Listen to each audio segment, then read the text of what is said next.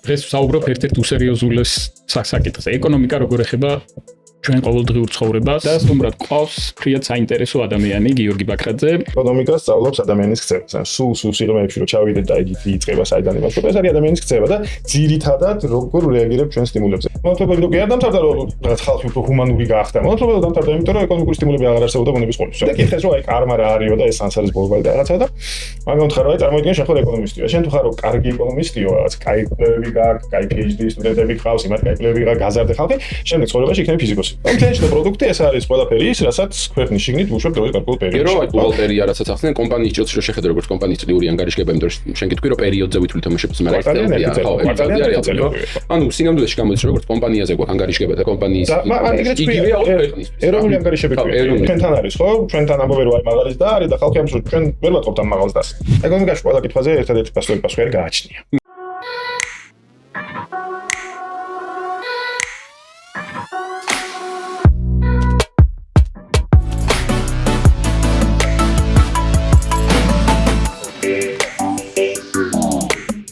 დღეს ვსაუბრობ ერთ-ერთ უსერიოზულეს საკითხზე. ეკონომიკა როგორ ეხება ჩვენ ყოველდღიურ ცხოვრებას და რატო უნდა ვიცოდეთ ეკონომიკა. დღეს სტუდიაში არის ორი გიორგი და სტუმრად ყავს ფრიად საინტერესო ადამიანი გიორგი ბაქრაძე.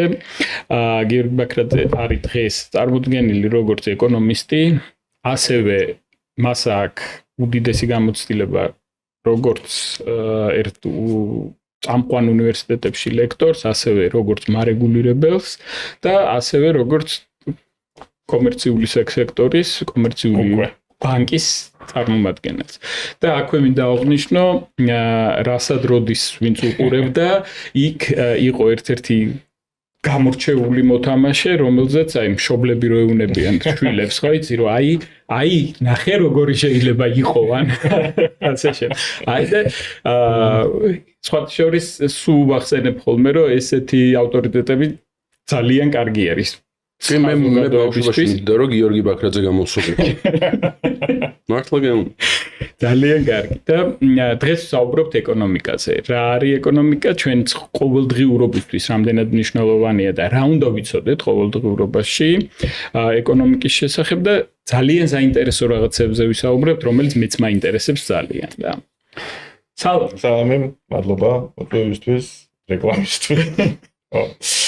ხო, რეგულატორს ეროვნულ ბანკში ვიყავი 20 წელი პრინციპში, პატარა შესვენებით ასე ვთქვა და ახლა პროკრედიტში ვარ და ამიტომ ხო ორივე მხრიდან შემილია ვისაუბრო და უყურო სიტუაციას. რომელი ჯობია? ორივე კარგი იყო.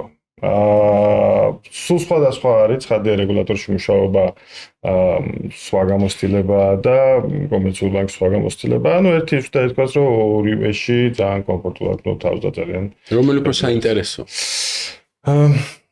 აქაც თული სათქმელი არის. ანუ ეკონომისტისთვის, მაკროეკონომისტისთვის ხო, ეროვნულ ბანკში მუშაობა ძალიან მნიშვნელოვანი გამოცდილება არის. მაგრამ მეორე მხრივ მაკროეკონომისტისთვის კომერციულ ბანკში მუშაობა, როდესაც შიგნიდან უყურებს სისტემას, ანუ გარედან კი არა, ფასი შიგნიდან რა ხდება იმას ხედავ, ეგეც არის. ზოგადად ეკონომიკა თუ გიყვარს ორივე საინტერესო. კარგი შეკითხვამდე მივიდეთ, მაგითი რომ ორი კითხვა ალბათ რა პირველი. რატო უნდა მაინტერესებდეს ეკონომიკა? და მეორე კითხვა დღეს ძალიან ხშირად გვეშლება ხოლმე რომ აი მაკროეკონომიკა ახსენე. მაკროეკონომისტი, მიკროეკონომისტი, გამოყენებითი ეკონომიკა, ფინანსისტი, ბუღალტერი, ფინანსისტი და ბუღალტერი სხვა. ფინანსისტი და ბუღალტერი საერთოდ ხო, აი ეს მინდა რომ არის ეკონომიკასთან. ნუ ეკონომიკა ზოგადად ეკონომიკა სწავლობს ადამიანის ქცევას. სულ სიღრმეებში რომ ჩავიდეთ და იგი იწყება საიდან იმასშობ, ეს არის ადამიანის ქცევა და ძირითადად როგორ რეაგირებთ ჩვენ სტიმულებზე. ანუ ჩვენ პრინციპი არის ის, რომ ჩვენ ვცდილობთ ის, რაც ჩვენ გვაქვს, ის შეზღუდული რესურსები ოპტიმალურად გამოვიყენოთ, ანუ მივიღოთ მაქსიმალურად კარგი შედეგი ჩვენთვის. და ყოველთვის როდესაც რაღაცა სტიმულები იცვლება, ჩვენ შესაბამისად ამ ქცევას ვთვლით, იმიტომ რომ ოპტიმიზაციაც იცვლება. ეს არის საფუძველი, ასე ვთქვათ, ეკონომიკის. ხო, ყველაფერი დანარჩენი არის რაღაცნაირად მიშენება, რომ შეგვიძლია მიიღო მაკროეკონომიკა, მიკროეკონომიკა, ყველაფერი. თავარი არის ის, რომ ეკონომიკა სწავლობს ადამიანის საქციელს, შეზღუდული რესურსების და ცვალებადი სტიმულების პირობებში. დაახლოებით ასე. შეგვიძლია ვთქვათ, რომ ეკონომიკა არის მატერიალური ფილოსოფია, მატერიალისტური ფილოსოფია. მე ვიტყოდი, ხო, არა, მე ვიტყოდი, აი ეკონომისტებს უნდათ, რომ ეკონომიკა იყოს სოციალური მეცნიერებების ფიზიკა. იმიტომ რომ ბუნებრივ საბუნებისმეტყველო მეცნიერებებში, ბუნებრივ სამყაროში, ასე ვთქვათ, ხო, ფიზიკა ხსნის ყველაფერს, ხო? ანუ ქიმიაც ფიზიკა, ბიოლოგიაც ფიზიკა, გეოლოგიაც ფიზიკა, ასე, ყველაფერი ფიზიკა. და ეკონომიკას უნდა რომ იგივე იყოს სოციალური მეცნიერება. თუ რაღაცა მოხდა ისტორიაში, ჩვენ შეგვიძლია მივუადგეთ ამას ეკონომიკური პრინციპების გამოყენებით და ავხსნათ ასე. ხო, ანუ მონათლობელობა იმიტომ კი არ გაქრავთ, თქვათ, აი რომიდან ფეოდალურ სისტემაზე რო გადავედით, ხო? მე რო პატარა ვიყავი საბჭოთა მატერიალისტის სკოლაში, მატერიალიზმი ახსენე, ხო? იქ იყო რომ აი რაღაცა რომი დაეცა და დაიწყო ფეოდალიზმი და ესე აწამულა, ხო, ცხადია რომის დაცემის მერე კი დიდხანს იყო ჯერთი რომის იმპერიაც, აღმოსავლეთ და მერე მონათლობელობაც, მაგრამ მონათლობელი თუ კი არ დამთავრდა, რომ რაღაც ხალხი უფრო ჰუმანური გახდა. მონათლობელი დამთავრდა იმიტომ, რომ ეკონომიკური სტიმულები აღარ არსებობდა ბუნების ყოლით. ვსო, ეგ არის სულ. უფრო ძვირი ჯდებოდა, ცხადია. იმიტომ რომ იაფი სამუშაო ძალა გამოჩნდა და შენ გაცილებით უფრო მარტივად შეგიძლია ნაკლები რესურსის დახარჯვით ვიღაცა დაიქირავო, თუნდაც, ანუ ეს ფეოდალიზმი არ არის აუცილებლად რომ ყველა იყო ყმა და რაღაც ხო. და ეგ უფრო იაფია და მარტივია, ვიდრე რაღაცა გვერდზე ტომი დაიპყრო და ამუშაო მოდი. აი დაახლოებით ასე. ცხადია ეკონომიკას არ უმართლებს იმაში, რომ თუ არის არჩევანი სწორ პოლიტიკურ და არასწორ ეკონომიკურ გაწყვეტილებას და სწორ ეკონომიკურ, მაგრამ არასწორ პოლიტიკურ შორის პოლიტიკა ყოველთვის იგებს. და პრინციპში ამას ხედავთ მუდმივად ნებისმიერ ქვეყანაში, ნებისმიერ პერიოდში არასწორი ეკონომიკური, მაგრამ პოლიტიკურად სწორი გადაწყვეტილებები ყოველთვის იგებს. ამიტომ ფლატ ფიზიკა არა, მაგრამ უნდა რომ იყოს ფიზიკას. ბარემ ერთ ამბავს მოყვე, რომელიც მიყვარს. ამარტია სენი არის ეგეთი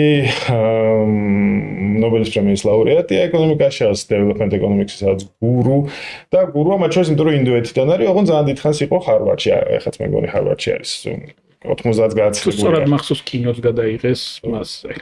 ეგ არ მახსოვს რომ არ მოგატოვა. ხო მოკლედ რომ ჩავიდა ჰარვარდში პირველად ეს იყო 60-იანების ბოლო აი მთელი ეს ჰიპი კულტურა და აი ესენი რო აინტერესებდა და კითხეს რომ აი კარმა რა არისო და ეს სანსარის ბორბალი და რაღაცა და მაგრამ თქვა რომ აი წარმოიდგინე შენ ხარ ეკონომისტია. შენ თუ ხარო კარგი ეკონომისტიო, რაღაც კაი კვლევები გაქვს, კაი PhD სტუდენტები გყავს, იმათ კაი კვლევები გაქვს, გაზარდე ხალხი, შემდეგ ცხოვრებაში იქნები ფიზიკოსი. მაგრამ შენ თუ ბანძი ეკონომისტი ხარ და კვლევაში ენერგი ვარ გადა ხალხი შენ ვერ გაზარდე, შემდეგ ცხოვრებაში იქნები ბუღალტერი. აი ეს არის ბუღალტერმა რო არ გვიწყინონ,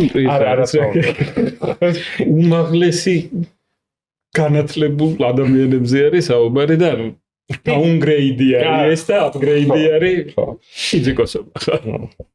კი, ეკონომიკაზე, ანუ შეგვიძლია ვთქვათ, რომ ეკონომიკა გარკვეულწილად ხსნის, უნდა ახსნას ჩვენი ცხოვრების ის ნაწილი, რომელსაც ყოველდღიურად ვიყენებთ და ყველაფერს გვინდა რომ მივაკუთვნოთ ღირებულება. იმიტომ რომ ესეთი რაღაცა მცნება გვაქვს, რომ აი ღირებულებითი ცხოვრებით ცხოვრობთ. ენაშიც ესე გვაქვს რა, ესე რომ ვთქვათ, და ამის ახსნას ცდილობს ყოველთვის. ამ ღირებულებას არა გაუცილებლად ფულადი გამოსახულება. ხო, ჩვენ გვაქვს ხარდობით ღირებულებებს ვანიჭებთ რაღაცას, ხო? ეს ამას გვირჩენია და ეკონომიკაც, როდესაც ოპტიმიზაციაზე არის საუბარი, ხო? ეგეც მანდაც იგივე ის არის, რომ აი ეს გამოსავალი გვირჩენია ამ გამოსავალს, მაგრამ ჩვენ არ შეგვიძლია რიცხვების შეუსაბამოდ. მით უმეტეს არ შეგვიძლია ჩვენი რიცხვები თუ შევუსაბამოთ, სხვის რიცხვებს შევადაროთ, ხო? მაგრამ აი ეს ღირებულებითი ისა დალაგება, ასე ვთქვათ, ხო, utility-ს ეძახიან, სარგებლობის ეძახიან, ეგ ხო, ეგ მნიშვნელოვანი ნაწილია. მაგრამ ეკონომიკის ის ნაწილი, რომელიც მნიშვნელოვანია აბსოლუტურად ყველასთვის, ეს არის მაკროეკონომიკა. ანუ თუ ბევრი განსაზღვრება არის, რაც მიკროეკონომიკა სწავლობს, რაღაც ალგებრულ ბაზრებს, მაკროეკონომიკა არის იმის შესწავლა, რაც ჩვეულებრივი ადამიანისთვის არის მნიშვნელოვანი, ხო? იმიტომ რომ მიკროეკონომისტი შეიძლება სწავლდეს რაღაცა კონკრეტულ ბაზრს, რაღაცა, რაც ჩვეულებრივი ადამიანისთვის საინტერესო არა. მაგრამ ინფლაცია, უმუშევრობა, გაცვლითი კურსი, ეს ყველაფერი ჩვეულებრივი ადამიანისთვის მნიშვნელოვანია და ამიტომ მაკროეკონომიკა არის ის, რაც ეხება ყველას. ძალიან კარგ საკითხს შეეხება, მაგაზე მინდა რომ გკითხო. ხშირად ვახსენებთ, ხშირად ყვებით და მგონია რომ ყველასთვის ესეთი ნათელი არ არის მთლიანი შიდა პროდუქტი, რას წარმოადგენს საერთოდ. ხო, მაკროს რო სწავლობ, პირველი რასაც სწავლობ არის ეს, მაგას ეროვნული ანგარიშები ქვია, სისტემა ეროვნული მუშები. მთლიანი შიდა პროდუქტი ეს არის ყველაფერი ის, რასაც ქვეყნის შიგნით ვუშვებ დროის გარკვეულ პერიოდში, ხო? ზუსტი განსაზღვრება არის ყველა იმ საბოლოო საქონლის და მომსახურების ჯამური ღირებულება, რომელიც გამოშვებული არის ქვეყნის გეოგრაფიულ საზღვრების შიგნით დროის გარკვეულ პერიოდში. და მნიშვნელოვანი არის ყველაფერი ამ განსაზღვრებაში. ანუ ერთი სიტყვაც რა მოიღო, უკვე არასწორი იქ. ჯერ ყველაფერი, რაც გულისხმობს მატერიალურს და არამატერიალურს, ხო? საქონელის და მომსახურებაც და მანქანებიც და იურიდიული მომსახურება, ფინანსური და ყველაფერი, ხო? თმის შეჭრაც და რაღაცა, ხაჭაპურის ცხოვრება. საბოლოო ნიშნავს იმას, რომ რაღაც საქონელს რო უშვებ, ჩვენ შეგვიძლია ეს საქონელი მერე სხვა საქონლის გამოშვებაში გამოვიყენოთ. და ჩვენ თუ ორჯერ დავთვალეთ, მაშინ ზედმეტს მივიღებთ, ხო? აი, რძე რო ავიღოთ, ხო? ადამიანმა შეიძლება იყიდოს რძე და დალიოს. ეს არის საბოლოო საქონელი, იმიტომ რომ მივიდა საბოლოო მოხმარება. რაღაცემ შეიძლება იყიდოს რძე და ამოიყვანოს ყველი. მაშინ რძე უკვე არა საბოლოო პროდუქტი, ის არის ჩვეულებრივი პროდუქტი, რომელიც შემადგენელი ნაწილი არის. ეხლა ყველი თუ ვიღაცა მიყიდა და შეჭამა, მაშინ ყველი გამოდის საბოლოო პროდუქტი. ეხლა ჩვენ თუ მუშებს ვითვლით და რძეს ღირებულება დავთვალეთ და მე ყველის ღირებულება დავამატეთ, რძე იქ არის ორჯერ. ერთხელ როცა ცალკე საქონელი და მეორე როცა ყველის ნაწილი. ამიტომ აღარ ვითვლით მაგას. ეხლა ეს ყველი თუ εμάς ვქენით რა ქვია, შევჭამეთ საბოლოო, თუ ხაჭაპური გამოვაცხეთ და ის გავყიდეთ, მაშინ უკვე ყველი ჩუალედური არის, ხო? მაშინ გამოვა თუ ყველაფერი შევგროვებთ, რძე სამჯერ იქნება, ყველი ორჯერ იქნება შენ. ამიტომ მარტო საბოლოო საქონელს და მომსახურებას ვიღებთ, რაც მივიდა საბოლოო მოხმარებლამდე. მერე ქვეყნის შიგნით. ანუ ქვეყნის გეოგრაფიულ საზღვრების შიგნით მიუხედავად იმისა, რა მოქალაქეების არის ის ეკონომიკური აგენტი, რომელიც რაღაცა შექმნა. ხო, ანუ საქართველოს შიგნით თუ შეიქმნა, ეს არის საქართველოს მთლიანი შიდა პროდუქტის ნაწილი. ეს შეიძლება და თუთლადია. თუთლადია, ხო, რა თქმა უნდა. ეს შეიძლება იყოს, თურქული ქარხანა, რუსი მიგრანტი, არ აქვს მნიშვნელობა, ხო? თუ ქვეყნის შიგნით ეს შეიქმნა, ეს არის თუ საქართველოს მოქალაქეები რაღაცას ქმნიან საზოგადოებას, ეს უკვე იქნება საქართველოს ეროვნული პროდუქტის ნაწილი, მაგრამ იმ ქვეყნის მოშობის ნაწილი, სადაც მათ შექმნეს ეს. ეროვნული პროდუქტი, ანუ შემდეგ დივიდენდის მიღების საშუალება არის? ანუ ეროვნული პროდუქტი ნიშნავს მას, რომ ვიღაც ქართველი საქართველოს მოქალაქეები იღებენ შემოსავალს ქვეყნის გარეთ. ეს არის ეროვნული რაღაცას აწარმოებენ და იღებენ შემოსავალს ქვეყნის გარეთ. აქ ორი კითხვა მინდა დავაზუსტო, რომ მაყურებლისთვისაც და მომხმარებლისთვისაც უფრო ზუსტი იყოს. რეექსპორტი არის ძალიან მნიშვნელოვანი წილი ჩვენი ეკონომიკის. მანქანების რეექსპორტი ძალიან დიდი ხნის განმავლობაში ერთ-ერთი ყველაზე დიდი ნაწილი იყო ექსპორტის. და ამასთან დაკავშირებით სულ მიდიოდა ხოლმე კამათი, რომ უნდა კარგია ეს თუ ცუდია ეს რა და ანუ აი რა ნაწილი არის ამ რეექსპორტში მთლიანი შიდა პროდუქტის წილი, აი მაგირო ამისათვის და როგორ ითვალისწინებთ? ხო, ამისათვის ჩვენ და ვისაუბროთ, მოშფეს სხვადასხვანაირად შეგვიძლია დავთვალოთ და ის რაც იყენებენ ეკონომისტები, ეს არის ხარჯების მიხედვით. ანუ ყველა იყოფა 4 კატეგორიად. მომხმარებელი, ფირმები, კომპანიები, მთავრობა და უცხოელები. ნებისმიერი ეკონომიკური აგენტი რო ავიღოთ, რომელიღაც ამ კატეგორიაში მოხდება და მხოლოდ ამ კატეგორიაში მოხდება. ნუ აქ მნიშვნელოვანი მომენტი არის, რომ განვასხვაოთ კომპანია, როგორც იურიდიული პირი და კომპანიის მფლობელი. ხო, იმიტომ რომ კომპანიის მფლობელი ისევე ნაწილი არის მომხმარებლის ფიზიკური პირია, ხო, მაგან მიიღო რაღაცა კომპანიისგან, იყიდა, ლუდი დალია მომხმარების ნაწილია. კომპანია არის იურიდიული პირი, რომლის შესყიდვები არის ინვესტიციები ფიზიკურ კაპიტალში, ანუ რაღაცას, თქვა, მიწა იყიდა, ქარხანა შენა, კომპიუტერი იყიდა. მე მთავრობა, რომელიც ხარჯავს ბიუჯეტი როგორც არის, ხო, შემოსავლები ხარჯები. ჯერ აგროვებს ჩვენ გადასახადებს, ხარჯავს, ხო? და მე არიან უცხოელები. ამიტომ კომპონენტების მიხედვით არის მშპ, არის მოხმარება, ანუ ის, რასაც ფიზიკური პირები ხარჯავენ საბოლოო საქმის დამსახურებაზე, ინვესტიციები, რასაც ფირმები ხარჯავენ საქმის დამსახურებაზე, პლუს უძრავი ქონება, იმიტომ რომ უძრავი ქონება ინვესტიციის ნაწილი, ჩვენ თუ სახლი ვიყიდეთ, წელს აშენებული, ის იქნება მშპ-ის ნაწილი. შაშენებული აღარ იქნება მშპ-ის ნაწილი. ან მეორადი ბაზარი არ არის მშპ-ის ნაწილი, მაგრამ პირველადი მიწოდება მშპ-ის ნაწილი. მე არის სახელმწიფო ხარჯები, ოღონდ მანდატ ცოტა ის არის, ანუ სახელმწიფო ხარჯები, რაც ბიუჯეტში წერია და სახელმწიფო ხარჯები, როგორც ამას ეკონომისტები უყურებენ, სხვა რაღაცა არის. იმიტომ რომ ბიუჯეტში არის ნაწილი, რომელიც არის ტრანსფერები. მაგალითად პენსიები. ხო, პენსიას რო იხდის სახელმწიფო, ან სოციალურ დახმარებას რო იხდის სახელმწიფო, ეგ არის ტრანსფერი, იმიტომ რომ სანაცვლოდ არაფერს არ იღებს.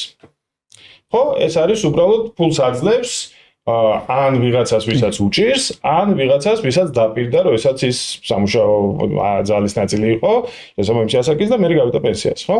ამიტომ ეს შედის ბიუჯეტის ხარჯვით ნაწილში, მაგრამ არ შედის სახელმწიფო ხარჯებში, როგორც მშპ-ის კომპონენტში. იმისათვის რომ ეს დაალაგდეს, ხო, ბიუჯეტის დეფიციტი ორივე იყოს, მაგას აღიქვამენ როგორც უარყოფით გადასახადს.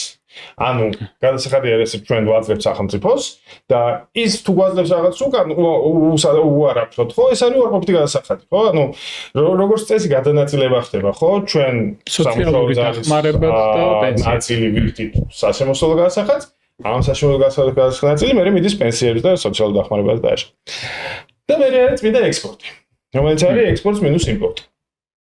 ექსპორტი გასაგებია, ხო, ეს არის რაღაცა, რასაც საქართველო უშვებს და მიდის გარეთ. იმპორტი ეს მუშპ-ის ნაწილი არ არის საერთოდ, იმიტომ რომ ეს არავინ არ უშვებს, ხო, საქართველოში, მაგრამ მოხმარებაშიც ინვესტიციების სახელმწიფო ხარჯებშიც არის იმპორტული კომპონენტი. ანუ მოხმარებას არ ითვლიან ცალკე ადგილობრივ საქონელს და გაწეული ხარჯები და ცალკე უცხოური. მთლიანად მოხმარებას იღებ, ხო? iPhone-ი რო ვიყიდოთ ან iPad-ი რო ვიყიდოთ და რაღაცა, ხო? ეს მოხმარების ნაწილი არის. მაგრამ აკლდება, იმიტომ რომ იმპორტი აკლდება. ხო? და აქ არის დანიშნული რაღაცა, რომელიც ბევრს ცოტა არასწორად წარმოუდგენია. იმპორტის ზრდა მშპ-ის შემცირებას არ ნიშნავს. იმპორტი თუ გაიზარდა, ესე იგი გაიზარდა ან მოხმარება, ან ინვესტიციების სახელმწიფო ხარჯები. ერთადერთი არის თუ იმპორტი გაიზარდა იმის ხარჯზე, რომ აი ჩვენ აღარ ვუშვებთ რაღაცას და ჩავანაცვლეთ, და ეს როგორც ეს დამცირდა ნაწილი არის, ხო? ხე? ამიტომ როდესაც ამბობენ, რომ აი ნახე, იმპორტი გაიზარდა და მშპ-ს ამცირებს, არ ამცირებს. ხო, იმპორტი განსაზღვრებით ვერ იქნება მშპ-ის ნაწილი, იმიტომ რომ ის არ არის წარმოებული ქვეყნის შიგნით და ნაშენ. და დავუბრუნდეთ რეექსპორტს. რეექსპორტი არის რა? მანქანები შემოვიყვანეთ და მერე გავიტანეთ გარეთ. ხო, ძირითადად პროცესია ესეთი, რომ მანქანა შემოვიყვანეთ, გავუკეთეთ რემონტი. ზუსტად მაგას ვაკეთებ, ხო? ანუ ჩვენ აქ რაღაც დამატებით ღირებულებას ვქმნით, ეს იქნება რემონტი, რაღაცა შეღებვა, რას დაკეთება, ხო? საბურე რაღაცა საკეთება. რაღაცა შევცვალეთ. რაღაცა შევცვალეთ. აი ეს განსხვავება იქნება ნაწილი ჩვენი მშპ-ში. ეს დამატებული ღირებულება, რომელიც აქ მომუშავე კომპანიებმა შექმნეს, რომ ესაც მანქანა შემოიყვანეს, გაარემონტეს, შეღებეს, გაასწრო რაღაც რაც ქნეს, ხო? და მერე გაუშვეს, აი ეს განსხვავება ამ შორის იქნება მშპ-ის ნაწილი. დანარჩენი არ არის. ანუ ესე რომ შევადაროთ, თუ საუბრობთ ტრანზიტზე, ის მშპ-ში შეიძლება მხოლოდ ხარჯის ნაწილი იყოს, რო გაიარა და ბენზინი ჩაასხა, ხაჭაპური შეჭამა, ეგ ის არის. რეექსპორტის დაახლოებით იგივე რაღაცა არის, ოღონდ ცოტა უფრო მეტი რჩება. ერთი კითხვა, როგორი ვინ ითვლის და როგორი ითვლის მაგას? ხო, მაგას ითვლის აკსტატი. ხო, ყველაზე რთული კომპონენტი ეგ არის. ეს არის ყველაზე მაგას ითვლის აკსტატი და არსებობს ვებერთელა მეთოდოლოგია, გაეროს მეთოდოლოგია თუ არ ვცდები.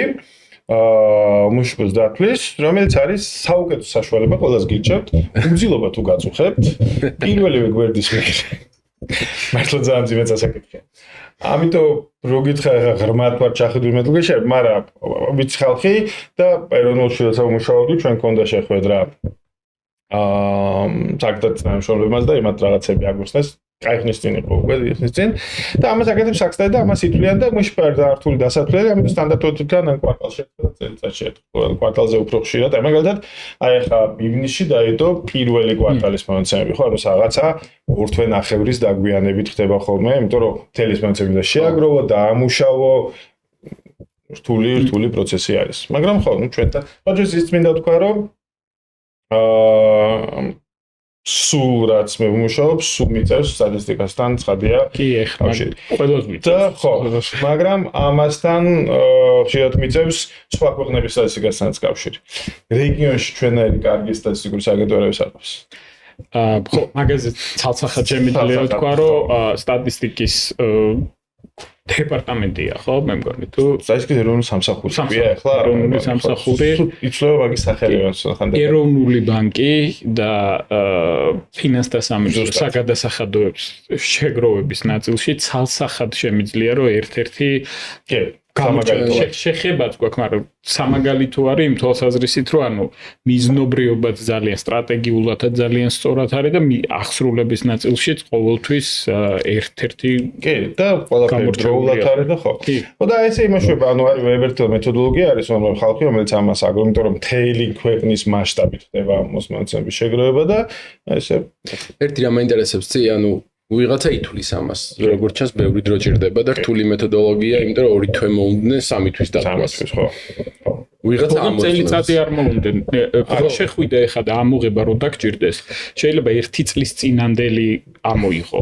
ანუ 2 თვის წინანდელი არის. შეფასებაც ამოიღებ, კი. სხვა ქვეყნებს სხვა ქვეყნები შეიძლება არ იყოს, ხო, სხვა ქვეყნებს არ იყოს. ან არ დავინტერესებულა გულწრფელად რაღაც ჩვენი მეზობლების მშპ-ი. ხო, მე ვიცავ. ზოგში არ დავასახელებ, მაგრამ ზოგან Excel-ის ფაილიც არტებს, PDF-ებს, რომელსაც ვერაფერში ვერ გამოიყენა. ხო, აი უნდა იწვალო და რაღაცა და ამას ვიღაცა ამოწმებს მერე ვიღაცა უყურებს, თუ იზრდება კარგია, თუ მცირდება ცუდია და რაღაც 25-ის ხო დაიდო? ხო. ნოემბერში წელს გადამოწმება ანუ ეს წინასწარი არის და ნოემბერში დაიდება საბოლოო მონაცემები, ანუ ყოველთვის ხდება ეს რევიზია და რაღაც. შარშანდელი, ხო. და ვიტყვით რომ ეს არის ეგეთ გადამოწმების ნაწილზეც მნიშვნელოვანი არის, რომ როდესაც მოწმდება არ არის აუცილებელი, რომ რაიმე შეცდომის გასწორებაზე კი არ არის საუბარი. ხშირად ხდება, რომ გარკვეული შემოსავლების და ხარჯების გადაფარვას აი ბუღალტრებზე როცა საუბრობ გადახურვა საკეთებენ ხოლმე შეიძლება 2-3 თვის დაგვიანებით. ხო, მე ხო რა და ამიტომ ეგ სტატისტიკა, ეხლა მე ესე გავიგე, რომ აი ბუღალტერია რასაც ახსნენ, კომპანიის ჭრილში რო შეხედე როგორც კომპანიის წლიური ანგარიშგება, იმიტომ რომ შენ გიტყვი რომ პერიოდზე ვითვლით ამაშეპს, მაგრამ ერთ წელია, ხო, ერთ წელია რეალური, ხო? ანუ სინამდვილეში გამოდის რომ როგორც კომპანიაზე გვაქვს ანგარიშგება და კომპანიის იგივე აუთ ქვეყნისთვის. ეროვნული ანგარიშები ქვია. ეროვნული რომელიც აუთპუთი საბოლოო ჯამში გვაძლევს მშპ-ს და თუ ის იზრდება, ყველას უნდა გაგვიხარდეს და თუ იზრდება, უნდა GDP ორივეს იყენებენ. ხო, მშპ-ს ზრდას და შემცირებას რაც შეეხება, მან კიდევ მნიშვნელოვანი არის 2 ტიპის მშპ არის. არის ნომინალური. ხო, რომელიც ჩვეულებრივად ითვლება, ხო? არა, პპმ-და SPP შედარებისთვის არის, ეგ ის ვარი, არა. არის ნომინალური ჩვეულებრივად წელს გამოუშვით, წელვანდელ ფასებზე გავამრავლეთ, შევკრივეთ, ეს არის ის. მაგრამ აი დავუშვათ ჩვენ მინდა 2 წლის შედარება და შარშან რამდენი გამოუშვით და წელს რამდენი გამოუშვით. ხო, ნომინალურს ვერ შეადარებ. ხო, შეადარებ, მაგრამ პრობლემა არის რაში? და ძალიან პრიმიტიული მაგალითი რა ვიღოთ, დავუშვათ რაღაცა ქვეყანა გვაქვს, რომელიც მარტო ვაშს უშვებს. აი, 1 წელი გამოუშვეს 100 კილო ვაშლი და ღირდა ლარი, მუშები არის 100 ლარი. მეორე წელი გამოუშვეს 100 კილო ვაშლი, მაგრამ ვაშლი გაზრდა 2 ლარია და მუშები არის 200 ლარი. ანუ ერთ-ერთი რომ მუშები გაიზარდა, მაგრამ მეორე რომ იმდენიმე კილო ვაშლი გვაქვს, ამდენიც ჰქონდა, ხო? ამიტომ გამოდის რომ ეს მუშების ზრდა არის ფასების ზრდა მხოლოდ. და ჩვენ გვინდა ეს ფასების ზრდა გამოვრიცხოთ, ხო, ინფლაციის შედეგია. ჩვენ გვინდა ეს ფასების ზრდა გამოვრიცხოთ. ამიტომ იყენებენ ამ ეგრეთ წოდებულ რეალურ მუშებს, რომელიც გულისხმობს, რომ აი სტანდარტ მარტივის კუთხით რო შევხედოთ, ყველაფერს ვიტყვით ერთ და იგივე ფასებში. ანუ შარშანდელი და წლევანდელი მუშები რო დავთვალოთ მარტო შარშანდელ ფასებში, ხო? მაშინ წელს თუ მუშები გაიზარდა, ეს აქნება ფასების გამო, იმიტომ რომ ფასები იგივე დავტოვეთ. ანუ ეხლა შენ მეუნები რომ იმ რთულ მეთოდოლოგიაში და უზარმაზარ ანგარიშგებაში და ვიღაცა კიდე ზის და მთელ ამ ერთი წლის ანგარიშგებას იმ ხაჭაპურის, ყველის, ვაშლის, კინძის და კომპიუტერის ფასებს კორექტირებს იმ პერიოდთან შედარებით, რასაც უნდა რომ შეედაროს. ხო. ანუ მე მინდა რომ რამე ჯილდო გადავწით ამ ადამიანს. სტატისტიკოსის დღე არსებობს საქართველოში, მინდა რომ აღვნიშნო. კი, ეკუთვნით ყველას შორის. ხო, მაგრამ ეგ არის, ხო, ანუ ჩვენ თუ გვაინტერესებს ფიზიკური მოცულობით რამდენი მეტი გამოუშვით, იმიტომ რომ ჩვენ ერთადერთი შანსი შედარების მაინც პოლის ერთეულებში გვაქვს, ხო, ჩვენ არ შეგვიძლია შევკრიბოთ ჭიქა და მაგიდა, ხო? ჩვენ ვთქვათ რომ ჭიქა არის ამდენი ლარი, მაგიდა არის ამდენი ლარი, ჯამში არის ამდენი ლარი. მაგრამ ჩვენ გვინდა გამოვრიცხოთ ის ფაქტი, რომ ჭიქა და მაგიდა გაძვიჟდა და ამიტომ ამის ინფლაციის ეფექტის გამო გამორიცხვა გჭირდება. ამიტომ ვიღებთ ფიქსირებულ ფასებს. მათ კიდევ უფრო რთული ის არის. რეალურად შეიძლება ჩვენზე არც აისახოს, ხო? ანუ მეტი დაიხარჯება, მეტი შემოსავალი შეიქმნება, მაგრამ მოსახლეობაზე შეიძლება საერთოდ არ აისახოს, ხო? ნომინალური მშპ-ს და ნომინალურის თუ რეალურის. ხო, ეგ კიდე ცალკე საკითხი არის, ანუ როდესაც მშპ-ს ვითვლით, ხო, მშპ არის თლიანი რაღაც, ხო, მთელი ქვეყანაში ყველაფერი რაც გამოუშვით. მშპ-ს და კარგია იმიტომ რომ ქვეყანა უფრო მდიდარი ხდება, უფრო ქვეყნის მასშტაბით უფრო მეც ვუშვით. მე არის მშპ ერთულ მოსახლეზე. როდესაც ჩვენ ვყავთ ამას მოსახლეობაზე და ვამბობთ რა თუ ჩვენ გვინდა შევადაროთ ჩვენი ეკონომიკა ამერიკის ეკონომიკას რა აზრი აქვს შედარებას ჯამურ მასშტაბს, ხო ის გაცილებით უფრო დიდია. ამიტომ მოდი შევადაროთ ერთ სულზე რამდენი მოდის. ცხადია იქაც ამერიკა უფრო მდიდარი არის, ხო, მაგრამ ყოველ შემთხვევაში 30 ტრილიონის და 100 მილიარდის შედარება არ გვიწევს, ხო? და მე ისიც არის გასათვალისწინებელი, რომ ერთულ მოსახლეზე ეს არის საშუალო მაჩვენებელი და ეს არის სარგებლობა იმაზე თითოეული ადამიანის ცხოვრების დონე როგორ გაიზარდა. იმიტომ რომ შეიძლება მშპ გაიზარდოს, მაგრამ ყველას არ დაეთქოს. ხო, აი ახლა მშპ-ს ზრდის აი შარშან იყო, რამდენი იყო 7.9 სადა რაღაცა იყო, ხო? აქედან დიდი ნაწილი იყო განათლება და IT. ხო? აი ეს IT განსაკუთრებით ვიცით რამხელა IT-ს რამხელა თვლილი შეაქვს, ხო? ეხლა ის რომ IT სექტორი მნიშვნელოვნად გაიზარდა, მოსახლეობის უმეტესობისთვის ეს არ ნიშნავს. ანუ ვიწროწრე აგენერირებს დიდ თანხას. დიდ თანხას. ამიტომ იმის თქმა რომ კი მშპ-ს უმოსახლეს გაიზარდა ყველას თანაბრად ცელდება, შეიძლება თუ არ ცელდება ყველას თანაბრად. ირლანდიის მაგალითი იყო, მე მგონი ყველაზე ნათელი მაგ დროს, როდესაც საგადასახადო შეღავათები დააწესა ირლანდიამ. ირლანდიის მშპ, ხო, ანუ ძალიან მაგრადიზდებოდა, იმიტომ რომ ქვეყნიდან გადავიდა. ხო, იმიტომ რომ მაგათ ჰქონდათ ყველაზე დაბალი გადასახადი ევროკავშირში, ევროკავშირმა უჩივლა მერე სხვა შორის და ახლა მე მგონი ანუ რაღაც ცისულები. მაგრამ ხო, Apple, Google, ვიღაცა Microsoft, მთელი ეს ევროპული ცენტრები, ოფისები მანდ ირლანდიაში არის და მათის და იყო ძალიან შთამბეჭდავი. ოღონდ მოსახლეობის უკმაყოფილება გამოიწვია, იმიტომ რომ ამან გამოიწვია გარკვეული ინფლაცია და პლუს კიდე რეალური ზრდა, ხო, რეალური ზრდა ინფლაციას არის, რეალობაში ინფლაცია უკვე გამორიცხული არის. მაგრამ მან მომენტი იყო ის, რომ დაახლოებით როგორც ჩვენთან არის, ხო?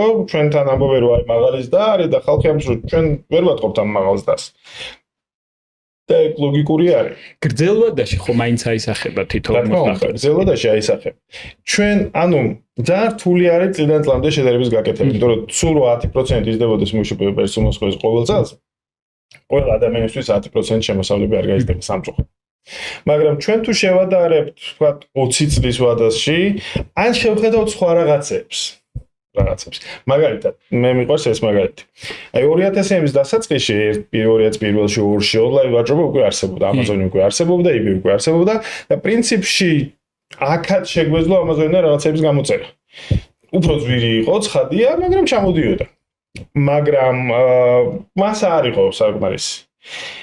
იმიტომ რომ ღარიბები ვიყავით, ხო? ანუ ჩვენ ხო, სპეციფიური ფიდულობდით ხოლმე. კალკულატორი ვიყიდე, მახსოვს ფინანსური კალკულატორი მჭირდებოდა რაღაც გამოცდაზე მაგას გატანდნენ და ხო. და ჩვენ ეხლაც არ ვარ დიდარი, მაგრამ 2003-თან შედარებით და 2001-თან შედარებით რა ის არის. მაგრამ მან საინტერესო რა არის, ანუ დროთა განმავლობაში მშპ გაიზარდა, ერთსუმოსხლეს მშპ გაიზარდა და დააგროვდა სადაც 2009 წლისთვის იყო უკვე კრიტიკული მასა ხალხის, რომელსაც უკვე ჰქონდა შესაძლებლობა Amazon-ზე რაღაცების ყიდვის. და წამოვიდა ეს Onyx-ები, Camex-ები, USA to Georgia-ები და ასე შემდეგ, ხო? ანუ ასეთი ტიპის მომსახურებას აზრი აქვს მარტო მაშინ, როცა შენ ყავს საკმარისად ბევრი ხალხი, რომელიც ამის ყიდველი არის. 2001-ში არ იყო ეს ხალხი, 2009-ში იყო. და ეხლა რავი უამრავი არის და რავი ლოკერებს ხსნიან და ოფისებს ხსნიან და ბევრი არის. თუ ვითარდება. ხო, გიორგი, მარტო მაგასაც მე მგონი არ უნდა მივაწეროთ, ხო, ეგ ამბავ. იმიტომ რომ არა ხალხი გამდიდრდა Amazon-ზე მეტი შეუკვეთეთ გულისხმობ რა. ანუ საკეწერა ხო ეგეთი მაგალითი იყო 2001-ში ღარიბები ვიყავით 2009-ში დიდრები და არა, დიდრები არა. არა. ნახე საშუალოდ რო შევხედოთ, ეხაც არ ვარ დიდრები. ხო, ანუ ვითვლებით რომ რაც Apple მინდორი ხარ, მაგრამ არ ვარ. მაგრამ არის და იზრდება 2000 წლებიდან ფენა ხალხის, რომელსაც შეუძლია მაგის ყიდვა. 100%-იანი მართალია, უბრალოდ იმას ვამბობ, რომ ამ ადამიანებს გარდა იმისა, რომ შესაძლებლობა მოგვეცა ჩვენ, იმიტომ რომ მე ზუსტად მაგ კატეგორიაში ჩავარდი რა, მეტნაკლებად. ინფრასტრუქტურაც განვითარდა, სიტუაციაც, ინფრასტრუქტურა განვითარდებოდა, ინტერნეტი უფრო ხელმისაწვდომი. 2001 წელს ინტერნეტი რაღაც იმის dial-up-ი და 2009-ში უკვე DSL-ი მქონდა და ეგ უკვე ხა დიდი განსხვავება იყო რა. ნახევარი ვინც გაიგონა dial-up-ი შეიძლება არ იცი. არის. ნუ აი ტელეფონი თუ რეკავდი და ანუ ხო ინტერნეტი შედიხარ ხო და 32 მეგაბიტი გათიშე ინტერნეტი დასარეკი ხო და რა ხაზი რო ქონდეს ამიტომ გამევშებოდი მაგას და ბევრი სხვა თუმცა რაც ხები გავიგე და 100%-იანი გასახები. თქვა ინტერნეტი ცალკე საკითხი არის, მაგრამ ინფრასტრუქტურა არ შეიქმნებოდა რომ არა ხალხი. ანუ მოთხოვნა თუ არ არის უმეტესად მიწოდება ვერ შეიქმნება. ეგ სიმართლეა, ვეთანხმები და 100% მასი. კარგ საკითხს შევეხეთ ხა და მინდა რომ ინფლაციაზე გადავიდეთ რა. ანუ რას ნიშნავს ინფლაცია? რამდენად კავშირში არის კურსის ცვალებადობასთან, იმიტომ რომ ხშირად ამბობენ რომ ინფლაცია არის, ესე იგი აი კურსი შეიცვალა და ინფლაცია არის და მეორე ძალიან მნიშვნელოვანი კითხვა არის აქვე რა. ხშირად არის ესეთი რომ ინფლაცია როდესაც იზრდება, ეროვნული ბანკი მონეტარულ პოლიტიკას ამკაცრებს და პროცენტებიც იზრდება ავტომატურად. და ნუ უკმაყოფილება ჩდება რომ ისედაც გვიჭირს ფასები გაიზარდა და კიდე ამას რატო აკეთებენ. ოკეი, ხო, ინფლაცია არის ფასების განგრძობითი ზრდა. კი. ინგლისურად არის sustainable rising prices, რომელიც რაც ნიშნავს რომ რა ხო განგრძობ sustain რომელიც ნიშნავს იმას რომ რაღაცა საქონელი ერთ წელი თუ გაძვირდა ეს არაა ინფლაცია. ხო, ინფლაცია ეს არის როცა ზოგადად ფასები გაიზარდა და ზოგადად ფულის ყრილობით უნარი შემცირდა. ანუ ტენდენცია არის ფული ნაკლებს ყიდულობს. ხო. და ჩვენ ყოველთვის გვაქვს ეს ისა რომ ჩვენ ვამბობთ რომ აი 100 ლარი 95 წელს გაცილებით მეტი იყო ვიდრე ახლა. ცხადია. ოკეი? იმიტომ რომ 100 ლარი 95 წელს ეს არის რაღაც 550 ლარი მეგონი, ხო? და ეს არის ინფლაცია, ანუ თუ რაღაცა გაძვირდა და ამის გამო ინფლაციის მაჩვენებელი ახტა, ეგ თავისთავად არ ნიშნავს რომ ინფლაცია აუცილებლად გაიზარდა. მაგალითად, ეხლა გაძვირდა ელექტროენერგიის ტარიფები. ოკეი? ინფლაციის მაჩვენებელი გაიზარდა მათ შორის, იმიტომ რომ თქვა ნავთობი გაძვირდა, ბენზინი გაძვირდა და შემდეგ, მაგრამ ამას რო თავი დავანებოთ, ელექტროენერგიის ზრდა ნიშნავს, რომ ფასების დონე ახტა. მაგრამ ეს არის ერთჯერადი ნახტომი. იმის გამო, რომ წლიური ინფლაციას ვითვლით, ხო, ტარიფები 1 აპრილიდან გაიზარდა, შემდეგი წლის 1 აპრილიდან ეს ზრდის წვლილი გაქრება. ხო, იმიტომ რომ უკვე ასახული იქნება მთელი წლის იმაში. აი თუ გახსოვს 2017-ში იყო პირველი შემთხვევა, როდესაც თამბაქოზე ტარიფები გაიზარდა, აქციზი გაიზარდა. ხო, მაშინ ეროვნულში ვიყავი და მაშინ ამან გამოიწვია სეზონური ნახტომი. სადაც 1.5% პუნქტი ინფლაციის საბოლოო ჯამში ამ აქციების ზრდის შედეგად იყო. მაგაზე გვისაუბრია კიდევაც მე მგონი და საკმაოდ ისეთი ის იყო. ბევრი გამათი იყო ამაზე, რომ აი უნდა გავამკაცოთ, არ უნდა გავამკაცოთ.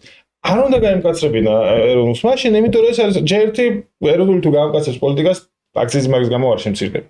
მეორეც ერთი ეროვნული თუ გამკაცების პოლიტიკას ეს იმას ნიშნავს, რომ თამბაქოს არაფერი არ მოუვა, მაგრამ სხვა რაღაცები გაუძვირდება ხალხს. ამიტომ აი ეს ერთჯერადი ნახტო მიუხედავად იმისა, რომ სამოხელო ფასების ინდექსი, რომელიც ითვლის ინფლაციას გაიზარდა და ის ინფლაცია, რომელსაც მასიურად ახდა, ეგ არ არის ინფლაცია კლასიკური განსაზღვრებით. ეს არის ერთ-ერთი კომპონენტი. ერთადერთი გამონაკლისი შეიძლება იყოს საწვავის ფასები, იმიტომ რომ საწვავის ფასები საბოლოო ჯამში აისახება სხვა ხარჯებზე, ხო, ტრანსპორტირებას, რაღაცა და იმის გამო რომ ყველა იყენებს საწვავს, შესაბამისად ყველას ფასი ცოტად გაიზრდება და შესაძლოა შეგვიძლია ვთქვათ, რომ აი ეს კი. მაგრამ აქაც ეროვნული ბანკის რეაგირებას რა აზრი აქვს? ანუ ეროვნული ბანკი პროცენტს თუ გაზრდის, საწვავის ფასი ამის გამო არ შემცირდება. ხო? არც ერთი ცენტრალური ბანკი მსოფლიოში ფედის გარდა არც ერთ ბანკს არ შეუძლია ზემოქმედება გამოახდინოს ნავთობის ფასებზე. ხო, აბსურდი არის ეს. მაგრამ მეორეც არაპირდაპირ. ფედიც, ხო, მაგრამ ფედს შეუძლია, იმიტომ რომ ნუ ფედია და დოლარია და ასე. დანარჩენი, არა მარტო ჩვენ ინგლისის ბანკი მაგალითად, ხო, ინგლისის ბანკი თავის მოდელებში პირდაპირ მოსულ ინგლისი არის პატარა ღია ეკონომიკა. მიუხედავად იმისა, რომ რამდენიმე ტრილიონიანი ეკონომიკა არის. მცირე ეკონომიკა.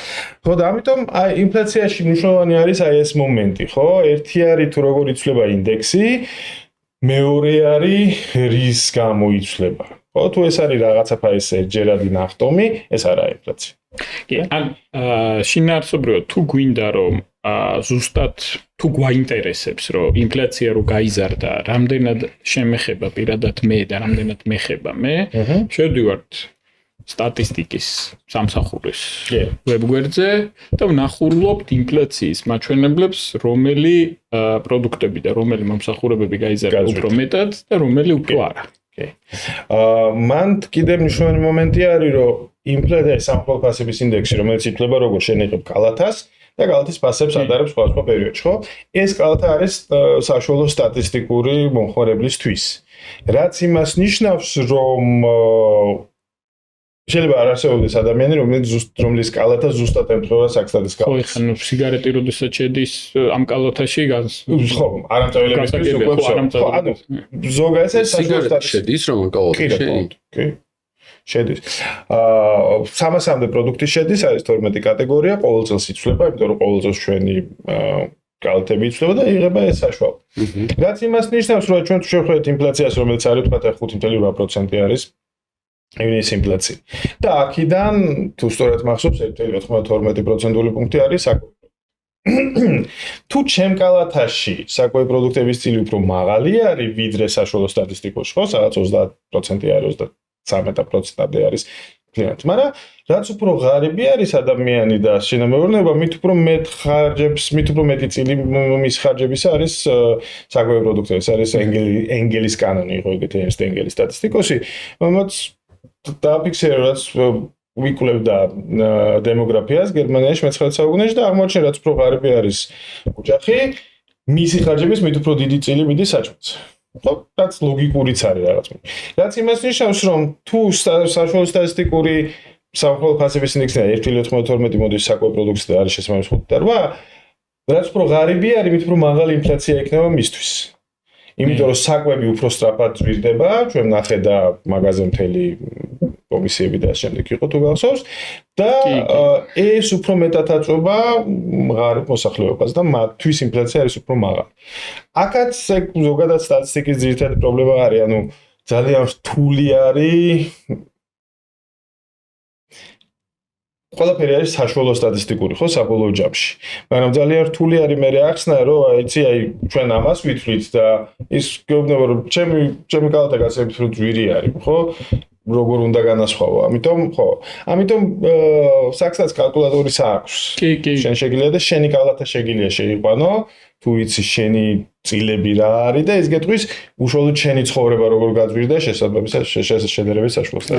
მე ძალიან ისეთი სამაკრო მე მგონი დღეს ვერ მოვასწრებთ იმ საკითხების ნახევარს, რაც მინდოდა რომ გამევლო, იმიტომ რომ ძალიან ინტერესოა. არა, პერი, გასაბობ. ბევრს არის საინტერესო. მე გეუბნები, მე მგონი ამ გადაცემაში ამოწურული არის რომ არ გავაწყვეტინოთ, იმიტომ რომ ისე საინტერესო ლაპარაკობ, რომ ვერ გაგაწყვეტინებ და ვერავინ და მეორე საკითხი რომ ვთხოვთ მაყურებლებს რომ გამოიწერეთ ჩვენი არხი და გიორგის ვთხოვ რომ მოგცეს პირობა რომ კიდე გვეწვევით. ერთი რაღაც მინდა რომ დავუზუსტო რა, მე მგონი მე ამოხსენი გამდიდრების ფორმულა რა, ეხლა ეგეთ. ეგ ეკონომისტების ძლიერი მხარე არა. ხო, ნახე, თუ MŠP ამოდ რეალური გაიზრდება საკმარისად კარგი ტემპებით, რაც რეალურს იმიტომ ვიძახი რომ მეც ვაწარმოებთ ბევრი პროდუქცია. ეკონომიკურ ზაზე რომ ლაპარაკობენ, ეგ არის რეალური MŠP. თუ რეალური MŠP გაიზრდება ბევრი პროცენტით და ინფლაცია არ გაიზრდება ბევრი პროცენტით, ეგ ნიშნავს რომ ყველა გამომდიდრდებით. ხო. იდეაში ეგ არის. ეგ ფორმულაა რა, უდრის. ხო, ანუ რეალური MŠP თავისთავად გამორიცხავს უკვე ინფლაციას, ამიტომ რეალური MŠP თუ გაიზარდა საკმარისად სწრაფად, ინფლაციის და რეალური MŠP-ს ხელს არ შეუშლის, ხო. მაგრამ იდეალი არის, ხო, მაღალი ზრდა და დაბალი და ინფლაცია მიუწეველი არის, ინფლაცია არის რაღაც მუდმივი ზრდა. ინფლაციას ესე მოქმედებს ესეთი რაღაცა. ფასების ზრდა მარტო აქციზის ზრდით არ არის გამოწვეული და ნავთობის ფასის ზრდით არ არის გამოწვეული. მაგალითად 22 წელს ინფლაცია გაიქცა და 23-შიც აისახა ეს ყველაფერი, როდესაც მოხმარება გაიზარდა ქვეყანაში. 23-ში უკვე ჩამოსული იყო, ხო? 21-22. ანუ პანდემიის შემდგომ და 22-ში კიდე ექსპატები დაემატა ამას. ყველაფერი მოხმარება რომ გაიზარდა, ამან გაზარდა მოთხოვნა რომ გაიზარდა, ფასები გაიზარდა ავტომატურად და ამან გამოიწვია ინფლაცია. და მეორე მხარეს, ანუ მეორე კუთხით, როდესაც ეკონომიკურ ზრდაზე ლაპარაკობ, ეკონომიკური ზრდა, აი მაგალითად ხე ირლანდიის მაგალითიც რო ვთქვით, ის ერთ წელიწადში შეიძლება არ აისახა, მაგრამ მეორე წელს, როდესაც იმ ადამიანებმა, ვინც გამოიმუშავეს ეს ფული, ამ ფულის ხარჯვა დაიწყეს, ვინის შეძენა დაიწყო, ყოველდღიური მოხმარება დაიწყო, რესტორანში სიარული დაიწყო, ეს უკვე მეორე ეტაპზე გადავიდა და ანუ რეალურად ადამიანებს უფრო მეტი შემოსავალი გაუჩნდა, რამაც გამოიწვია ის, რომ მოთხოვნა გაიზარდა. და ამან მოთხოვნის ზრდაში შენ იმას რო ამბობ, რომ ფასები გაიზარდაო, რამაც ინფლაცია წაწია წინ.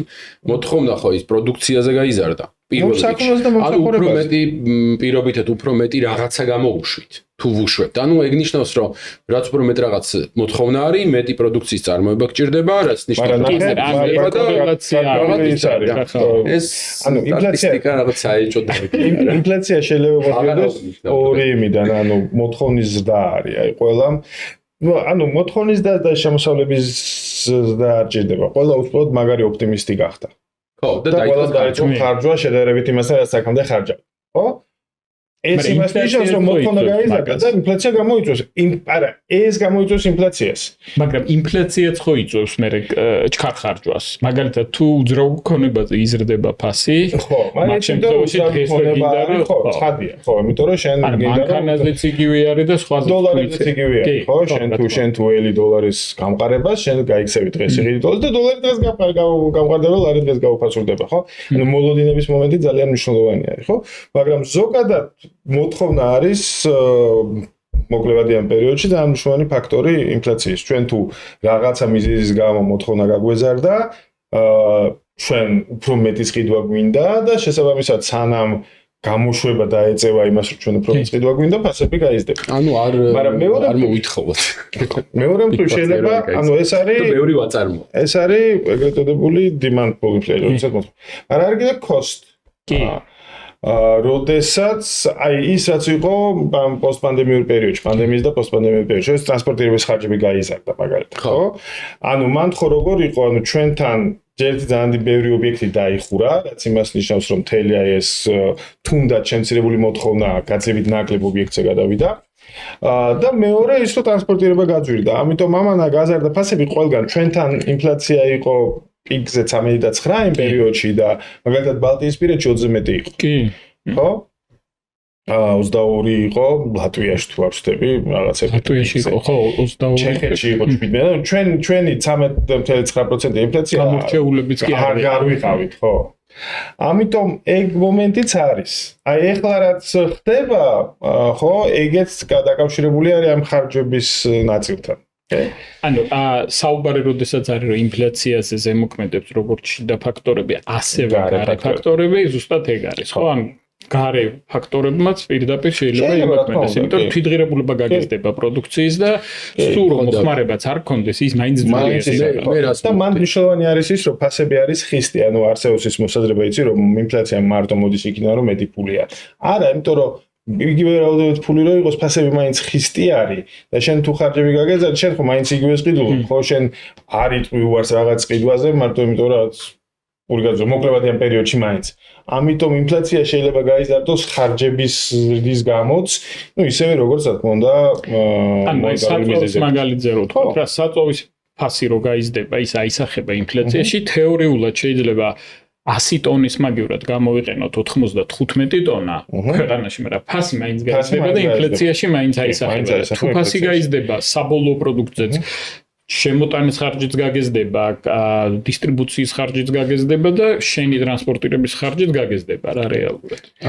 იცი რა მაინტერესებს მე რას მივხვდი, იცი რა ეს დათვლების ამბავი, ეხლა რას ვსაუბრობთ რა, ძალიან ისეთია არა მყარი. რა კუთხით რომ ანუ იმდენი საშუალო ვთქვით, იმდენი ნიუანსი არის. მარტო ეს აი რას გულისხმობ, წეგა რომ ამბობდი სამხმარებლო კალათაზე. ყველასთვის ერთ და იგივე არ არისო. აბსოლუტური სიმართლეა, ეხლა სოფლად ცხოვრები და ქალაქში, ურბანულ გარემოში მცხოვრები ადამიანის სამხმარებლო კალათა საერთოდ სხვადასხვა, ხო ასე. შესაბამისად, ანუ ბევრი ფაქტორის გათვალისწინებით სხვადასხვა ადამიანების ან სუბიექტების კი არა და სეგმენტებისთვის ეს სიტუაცია შეიძლება იყოს აბსოლუტურად განსხვავებული. ისევ როგორც ეს ფასები ახლა ვსვლაპარაკობთ, რა ისე манипуლაციური შეიძლება იყოს რაღაც მომენტში რა. ну ინფლაციასაც შეეხება, ინფლაცია სიტყვიან რეგიონებისთვისაც, ანუ მარტო თბილისისთვის ცალკე არის ინფლაცია. ანუ ის რაც ქვეყნდება ეს 5 და 8 არის საქართველოსთვის თლიანად, მაგრამ ქვეყნდება თბილისი, ქუთაისი, ბათუმი, თელავივი, გორია, თორსები სადაც სიტყვიან და შესაბამისად რეგიონული ინფლაციების ცალკე არის. ზოგადად ეგ მომენტი რომ ყველაფერი ინდივიდუალური არის, ეს ცხადია ესე, მაგრამ ის ფაქტი რომ ყველაფერი ინდივიდუალური არის, არნიშნავს იმას, რომ ჩვენ არ შეგვიძლია სტატისტიკა გამოვიყენოთ და რაღაც შეფასებისთვის და რაღაც ჯამური და დინამიკასაც გაძლევს, ხო არა? 10 წელს უყურებ, 20 წელს უყურებ და ეს კიდე ცალკე ის არის. და მაგრამ ეროვნულიც ახსენე, ხო? ანუ ეროვნულის ფუნქცია არის ცენტრალური ბანკის ფუნქცია, პრაქტიკულად ყველგან არის ფასების სტაბილურობა, რომელიც დღეს ითარგმნება როგორც დაბალი და სტაბილური ინფლაცია. ანუ ფასების სტაბილურობა ნიშნავს, რომ ინფლაცია არის 0. ფასების სტაბილურობა ნიშნავს, რომ ინფლაცია არის დაბალი და პროგნოზირებადი იმისათვის, რომ ჩვენ ყველამ შევძლოთ აი ამ მაჩვენებლის ჩვენს გეგმებში გამოყენება. სადმე არის 0 ინფლაცია? ან მინუსში? მინუსში, ხო, ეხლა ინფლაცია არ არის. ნახე ეკონომიკაში ყველა კითხვაზე ერთადერთი პასუხი გააჩნია. აი დეფლაციასაც გააჩნია. დეფლაცია შეიძლება მოდიოდეს ორი მიზეზით. დეფლაცია შეიძლება მოდიოდეს იმიტომ რომ ჩვენ გვაქვს ტექნოლოგიური პროგრესი. და ამიტომ ის რასაც ადრე ძვირად უშვებდით, ახლა უშვებთ სწრაფად და იაფად. ეს დეფლაცია კაია. მაგრამ დეფლაცია შეიძლება იყოს, როდესაც ფულის რაოდენობა არ არის საკმარისი და ფულის რაოდენობის ზრდა არ ეწევა ეკონომიკურ ზრდას. ანუ შენ ხალხს არ აქვს ფული მაგას გულისხმობ. ნახე, დღევანდელ სიტუაციაში, როდესაც ფული ეგრეთ წოდებული დეკრეტულია ფიატური, რაც იმას ნიშნავს, რომ ცენტრალური ბანკი განსაზღვრავს ამ ფულის რაოდენობას. ეგეთი რაღაცები არასდროს, ანუ დეფლაციის პერიოდი ხანგრძლივი, ერთადერთი იაპონიას ჰქონდა და საკმაოდ ძიმე, ანუ ზრდა საერთოდ არ ჰქონდა ტიპებს 20 წელი თუ მეტი თუ არა. თუ ნეგატიურ კონტექსტში. მაგრამ აი მე-19 საუკუნეში მაგალითად როცა ფული ოქროზე იყო მიბმული, ხო? ეს იმას ნიშნავდა, რომ შენ ფულის რაოდენობას ვერ გაზრდი, თუ მეტი ოქრო არ გაქვს. და ოქრო მეტი საერთოდ უნდა ქონდეს, უნდა აღმოაჩინო, ხო, ვერ შექმნა. და ამიტომ აი დეპრესია ხო იცდა 29-33 წლებში. ხო, ამერიკაში იყო კიდე რაღაცა ასე თქვა გრძელი დეპრესია, long depression. რომელიც იყო სადაც 18 წელი თუ არ ვცდები, მე საიდან სადამდე? 1870-იანების ბოლოდან 96 რაღაც ეგრე. მან რა იყო? მან რაღაცა პერიოდის განმავლობაში ოქროს ახალი საბადოები არ გამოჩნდა. ამიტომ იყო დეფლაცია, ფასები მცირდება. ეხლა ეს არის პერიოდი, როდესაც აი შიდაწვის ძრავა შეიქმნა, ტრაქტორები შეიქმნა. ამერიკა, ხო, მაგრამ ამერიკა იმ პერიოდში არის აგრარული ქვეყანა. ეს არის ვეიბერთელა ფერმები, ძალიან ისა ნახევარი მოსახლეობის ქვია სოფლად ცხოვრობს, სოფლის მეურნეობაშია დაკავებული და ამ ფერმერების ძალიან დიდმა ნაწილმა აიღო სესხი, იყიდა ეს ახალი ტრაქტორები. ხო? ეხლა როდესაც შენიღებ სესხს ბანკში, შენიღებ ნომინალური პროცენტით. ხო? ანუ რაღაცა 10% წელიწადში. და შენ გაქვს იმედი, რომ შენი საქონლის გაყიდვა, გამოშვება და გაყიდვა მოგცემ საკმარის, რომ ეს 10% დაფარო და პლუს კიდე რაღაცა დაგჭირს, ხო? ეგ არის იდეა. სესხის აღების. მაგრამ იმ პერიოდში რა ხდება? ეს ფერმერებმა აიღეს სესხი, მათ საქონელზე ფასები მცირდება, იმიტომ რომ არის დეფლაცია, ამიტომ მათი სესხის ტვირთი იზრდება. და ვეღარ ემსახურებიან. იმის გამო, რომ აი ეს ოქროს რაოდენობა არ იზრდება, ფულის ღირებულება იზრდება და შესაბამისად ფასები მცირდება და ისინი თუ ადრე ყიდნენ რაღაც თავის რა ქვია ხორბალს ან სიმინდს რაღაცა $10 ტონა, ეხლა ყიდიან $7 ტონას. და ამიტომ ეს აღარ ყოფილი. მან იყო მთელი მოძრაობა ოქროს სტანდარტის გაუქმების და ბიმეტალურ სისტემაზე გადასვლის, იმიტომ რომ ხალხი იძახდა, რომ მარტო ოქროზე ვართ მიმული, ფულის ღირებულება და ფასები მცირდება და ჩვენ ვღარიბდებით. ძალიან საინტერესო ტიპი იყო უილიამ ჯენინგს ბრაიანი, რომელიც იყო რამდენიმეჯერ პრეზიდენტობის კანდიდატი. მაშინ არსებობდა ეგეთი პოპულისტური პარტია, ეგრევე ვერაფერი, მან იყო. და ვერ გახდა, მაგრამ ძალიან ცოტა დააკდა რუზველტთან წააგო, პირველ რუზველტთან თავის დროზე და მანამდე მაგას უნდა ოქროს სტანდარტის გაუქმება? მაგას უნდა ბიმეტალურ სტანდარტზე გადასვლა. და ძალიან ცნობილი სპიჩი არის, ყველაზე ცნობილი სპიჩი წინასაარჩევნო იმაში, რა ქვია, ამერიკის საპრეზიდენტო წინასაარჩევნო კამპანიებში, რომელსაც ქვია ოქროს ჯვარი, რომელიც თავდება სიტყვით, რომ ჩვენ არ მოგცემთ უფლებას ჩვენი ფერმერები გააკრათ ოქროს ჯვარზე. იმიტომ რომ ეს და ძალიან ცოტა დააკდა და არ გაუმართლა რაში იმაში, რომ ჯერ ავსტრალიაში და მერე ალასკაზე კლონდაიკში აღმოაჩინეს ოქრო. და უცებ წარმოვიდა და პოლიც მიყვა. ამიტომ ერთი შენია კარგი იდეა იყო მაგ სტანდარტის გაუქმება 76-ში თუ როცა გაუქმეს? 76-ში ბრეტონ-ვუდსის 73-ში გაუქმეს, 76-ში IMF-მა ამოიღო ფიქსირებული გაშვების კურსების მოთხოვნა. 73-ში გაუქმდა ბრეტონ-ვუდსი საბოლოოდ. ხო და ეს მოარული ჭორი არსებობს, რომ ეგრო გავაუქმეთ იმის მერე წავიდა ვისაც რამდენს უნდა იმდეს ბეჭდავს ფულსო. ნუ ცოტა ისე ედიტის კოუთებით გელაპარაკები. ხო, ჩვენ ბანკები თქვენ ფულს რამდენსაც გინდათ იმდენს ბეჭდავთ, მე იქვე ჩდებიან კრიპტო ენთუზიასტები, მე კრიპტოზე არაფერს ვცხოვრობ და ძალიან ისეთი რა ქვია მომავალი არის ციფრული ფული, მაგრამ მეორე საკითხი არის, რომ იქ არის ლაპარაკი, რომ ბიტკოინი რო თვლადია, ანუ ამოწურვადია, ის ამოწურვადია და უფრო კარგია, ვიდრე ფული, რომელსაც გინდა რამდენსაც გინდა იმდეს დაბეჭდავთ. ხო, ეგ მიდგომა არის ვიღაცები და პრინციპში ბიტკოინის ენთუზიასტები რაღაც ციფრულ ოქროსაც ეძახიან. ნუ პირველ რიგში მინდა მაინც თქვა, რომ ჯერ კიდევ არსებობს ხალხი, ვინც ბიტკოინში $123,000 გადაიხადა. ჯერ კიდევ არსებობს იყო მან გადამწყვეტი. საწავიდოდ მე კიბა. და დღეს არის 69 იყო ხო ბოლოს თუ რა. ხო, მაგრამ აქ მეგეთქი რომ ჯერ კიდევ არსებობს ხალხი, ვისაც $600 გადახდილი ბიტკოინში. ბიტკოინი რაღაცა კუთხით მე ვიცი ძალიან გავლანდღები ამის გამო, ბიტკოინი რაღაცა კუთხით პონცის სქემა არის, პირამიდა ადრე თუ შეხვედი მოიქი.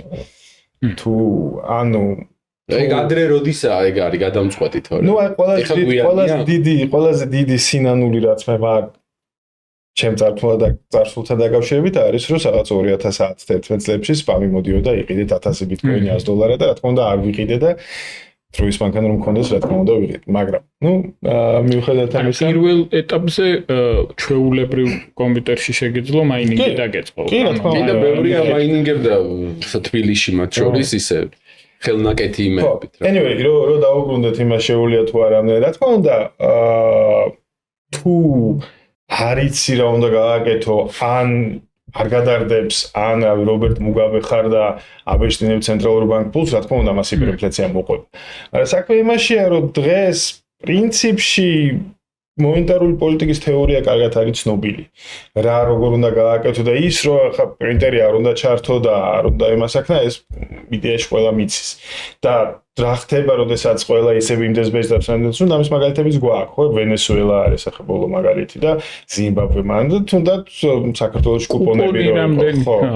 ხო, თუმცა ჩვენი ჰიპერინფლაციაც მაინდა-მაინც დიდი არაფერი ჰიპერინფლაცია არ იყო, ხო? ეგ მილიონი იყო და ცოტა ხანი გაგრძელდა პრინციპში, სწრაფი იყო და ლოკალიზება მოხდა, ხო? და ნუ ის უნდა ითქვას, რომ თავიდანვე არ იყო ფულის ერთეული გაცვლის დროებით საშუალება ერქვა თავიდანვე, ხო? და ბიტკოინიც ეგეთი ხო არ არის? არ ვიცი, მე მგონია რომ ბიტკოინი ცხადია არსად არ წავა, უბრალოდ იქნება ძალიან მერყევი როგორიც არის და ეს ბიტკოინის მერყეობა გაცვლის საშუალება იყო. ბიტკოინი არა, კრიპტო ზოგადად. კრიპტოს გააჩნია. Stable coin-ებს უფრო დიდი მოვალე აქვს, იმიტომ რომ ის უშუალოდ მიბულია. თუმცა გაცვლის კურსი თავი, ფიქსირებულ გაცვლის კურსი თავის პრობლემები აქვს და ეს stable coin-ები იგივე არის. გულისხმობდი რა, არა, ხო, მან რთულია სათქმელი, ხო? Ну, აგერ ეთერიუმიც ხო არის ეგრე და კიდე მილიონი ეგეთი რა. Trump coin-ი, რომელიც 97% დაკარგა, Doge coin-ი, რომელიც ან დაპოსტავს რაღაცას Twitter-ზე, თუ X-ზე, ცოტა წამოაფასით, კაპიტალთან მე ხო, კარგეთი ხო ჩამოვა. ჩაულებ ხო დაპოსტა 10 Tesla-ს მარტო ბიტკოინებით გავყიდიო და ავარდა ეგრევე ბიტკოინი, ხო. მაგხელა ძალაუფლება რა ძალიან კარგი საშუალება ფულის შოვით. ცენტრალურ ბანკებში დავუბრუნდეთ. იდეაში ეხლა რეჟიმი, რომელსაც ცენტრალური ბანკები იყენებენ, არის ეს ინფლაციის ტარგეტირების რეჟიმი, რომელიც არის გარკვეული წესები, ანუ იქ არ არის, რომ აი რამდენსაც გინდა დაბეჭდავ და ჩვენთან არის მილიარდობით ლარი იბეჭდა სისულელე, აფერ მილიარდობით ლარი ყოველ წელს არის იბეჭდება, ეს აბსურდი არის სრული. და ვიცით, მაგრამ ხო, აი რომ მივიდეს რომ რატო არ იბეჭდება? იმიტომ რომ არის გარკვეული როგორ დავამტკიცოთ რომ არ იბეჭდება? ჯერ რიცხვები შეგვიძლია შევხედოთ. სად? საკმაოდ ეროვნული სტაიზე ან იქნება არასწორი წელი. არა, ეხლა მასეთ თუ წაგები და ის სურეალიზმი მატრიცაში ცხოვრობ. არა, საინტერესო შენიშვნა არის რაღაცა საქსტატი ხო არ ეთქვა გამოჩნდება. სად? აი რიცხვებში გამოჩნდება. ყველაზე კარგი ის არის კურსს რო შევხედოთ. აი კურსს ხო ვერავინ ვერ იმასიზავს, ხო ემა ქვია ვერავინ ვერ დააძალებს ჯიხურს გაყიდოს იმაზე იაფად ვიდრე მას უნდა ხო და კურსი მყარდება ეს იმას ნიშნავს რომ ხო არავინ ხო ამიტომ ეგ ძალიან კარგი ის არის მაჩვენებელი ის მაგრამ ზოგადად ამ რიცხვების ერთ რიცხვში რაღაცას რომ მოიტყუებ მე სხვაგან გამოჩნდება რომ ეს თუ ამ ხელა რაღაცა შეცდომა არის ან ტყუილი არის მე მაშინ ეს არ უნდა იყოს ეს არ უნდა იყოს და ეს ძალიან კაია რომ ეს კურსის თემა ახსენეს სულ ხა რაღაც დოლარი მაქვს საყიდელი რა და რას ფიქრობ ზემოწავად ეს ყველა დროსაც მიბეჭვია და სტანდარტებებას მო გარვით. ყველა დროს. არა, ჩვენ ფინანსურ რჩევებს არ ვიძლევით. დროს გავწდით? არა, ყველა დროს გავწდით. ნახევარი ვერ მოვასწარით, რაც მინდოდა რომ გაგვევლო. ბლიც კითხვები მინდა რომ გავიაროთ. ბლიც კითხვა იყო ეს ახლა რაც ვკითხულობდი რა, დოლარის კურსი. რომ ეს ვიყიდე თუ ხვალ. ბლიც კითხვები მაგ ჩამოწერილი ახლა და არ ვიცი. მიდი მაშინ შეგე. ან საქართველოს 10 წელიწადში უფრო მდიდარი იქნება თუ არა? კი. და მაგარი ოპტიმისტური პასუხი იყო, მიხარია. ნუ ეგ ჩვეულებრივი ის არის, ანუ ზოგადად ნეტა მალე გავიდეს 10 წელი. ზოგადად მუშპოს აქვს ზრდის ტენდენცია, ანუ ყოველ სეგრეატი, ანუ შეიძლება იყოს ჩავარდნები. ჩვენთან ჩვენ მე 19 საუკუნის ისტორიას რო შევხედო, ორი ჩავარდნა, ორი რეცესია გვაქვს, ხო, 2008 წლებში ომის მერე და პანდემიის მერე. მე დანარჩენი არის ზრდა, ხო, ანუ შეიძლება ვთქვათ იყოს უფრო ნელი ზრდა, ვიდრე გვინდოდეს, ვთქვათ 13-16 წლებში იყო 3.5% დაბალი, მაგრამ ეხლა არა, ისიც რო ახსენე ეხლა რომ 100 ლარი დღეს შეიძლება 550 ლარი, მაგრამ GDP per capita $100-დან $10,000-მდე გაზრდილი 10 ჯერ მეტი არის ეხლა. ეკონომიკური ზრდა თუ დაბალი ინფლაცია. დაბალი ინფლაცია. ანუ ეკონომიკური ზრდა თითქოს კარგია და რაღაცა, მაგრამ დაბალი ინფლაცია არის რაღაცა, რაც უზრუნველყოფს ამ ეკონომიკური ზრდის მდგრადობას გრძელვადიან პერიოდში, ამიტომ დაბალი ინფლაცია. მეტი რეგულაცია თუ მეტი თავისუფლება? გააჩნია. ანუ ზოგადად სტანდარტული პასუხი არის, ხო, თუმცა ნუ გასაგებია რომ ყველაზე მსხვილ რეგულატორში მუშაობის გამოცდილება რაღაცა იმას მიშვება, მაგრამ ზოგადად რეგულაციები ეკონომისტების აზრით საჭიროა მაშინ, როცა არის რაღაცა ბაზრის ჩავარდა. მაგალითად ინფორმაციის ასიმეტრიულობა, ხო?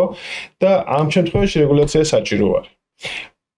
ორი სექტორი არის, რომელშიც მე მგონია რომ რეგულაცია მნიშვნელოვანი არის, ეს არის ფინანსები და ეს არის ჯანდაცვა. ხო? რეგულაციებს რა თქმა უნდა გააჩნია და როგორი სიმკაცრე იყოს, მაგრამ იმიტომ რომ ორივე შემთხვევაში შედეგები არის ვეღარ შეაბრუნებ. ხო? ანუ თუ თაღლითობის გამო ვიღაცამ ფული დაკარგა, ის ამ ფულს ვეღარ დაიბრუნებს. თუ ჯანმრთელობა დაუზიანეს, იმიტომ რომ რაცა ულიცენზიო ექი მიყვან, ცუდი ექი მიყვან, შემდეგ იმას ჯანმრთელობას ვერ დაუბრუნებ, ხო? ანუ ეს. ამიტომ ეგ არის სექტორები, სადაც რეგულაცია რაღაცა დონეზე მაინც მნიშვნელოვანი არის. სხვაგან საჭირო არის, მაგრამ ბევრგან თავისუფლებაც კარგი იქნებოდა. ძლიერი ლარი თუ ძლიერი ექსპორტი? ძლიერი ექსპორტი. რა თქმა უნდა, ჩვენ ყველას შინაგანად ძლიერი ლარი გვინდა, ხო? იმიტომ რომ 300 ლარში უფრო მეტი ჩაეტევა Amazon-იდან და რაღაცა, მაგრამ კონკურენტუნარიანობისთვის ძლიერი ლარი მაინც კარგი არ არის. და ეს არ არის მარტო ჩვენ შემთხვევაში, აი ზედმეტად გამყარებას, მაგალითად ბუნებრივი რესურსების ექსპორტის შედეგად ზედმეტად გამყარებას ქვია ჰოლანდიური დაავადება დაჭდის, როცა ჰოლანდიელებმა აღმოაჩინეს გაზი და მე მარტო ამ გაზს ყიდნენ და მე აღმოჩნდა რომ ეს გულდენი იმდენად გამყარდა, რომ ადგილობრივი წარმოება არაფერი აღარა აქვს გარდა გაზისა. ანუ ეგ ხო და ნუ ის რესურსების გაყიდვაზე დამოკიდებულებაც პრობლემა შეიძლება აღმოჩნდეს. ხო, რა თქმა უნდა.